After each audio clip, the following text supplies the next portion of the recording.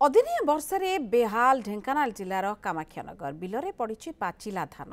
अमल समय होते भी अदिनिया वर्षा जो एकर एकर धान फसल पानी रे भासुची दिने दुई दिन मध्य धान काटी घर को आने चाषी सजबाज होते हेले अदिनिया वर्षा सबकिछि उजाड़ी देछि केउठी धान कटा हुई बिलरे पड़ी तो केउठी खलारे केतक स्थान में कटा अपेक्षा छिड़ा हुई रही धान केंडा दुई दिन है सारा राज्य में लगाण वर्षा जो चाषी कूल हताश हुई चिंतार पड़ जाइछन्ति धार करज करी चाषी करिथिबा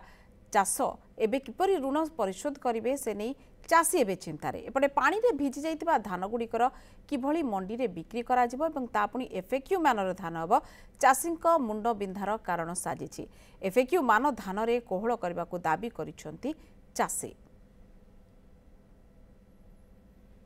चाषी माने हमें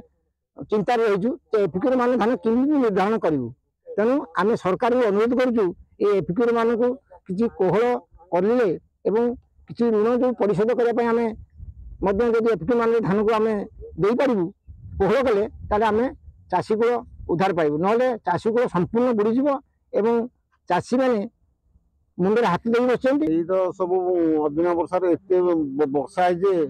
पूरा धान आमर पड़ी पूरा पानी पूरा भासुची आम से धान को अमल कला भाई आमर क्या भरसा आसुनि तेणुक धान गदा हवा है पूर्वर तो पानी माड़ुकी आउ सरकार कौन साहय सहयोग आम टे उपकृत हबू धान को आम एफएक्यू मान करने कौन करूँ किसी तो बाट ना चाषी कोल ऋण कर 3100 टका धान बिक्री हम जो खुशी से सब ऋण कर धान कर धान भी अमल बर्तमान बिल पड़ रही पानी भासुची धान आगु को गजा हबार भी संभावना अच्छी आउ जहाँ शुणा जा 8 तारिख में मंडी हम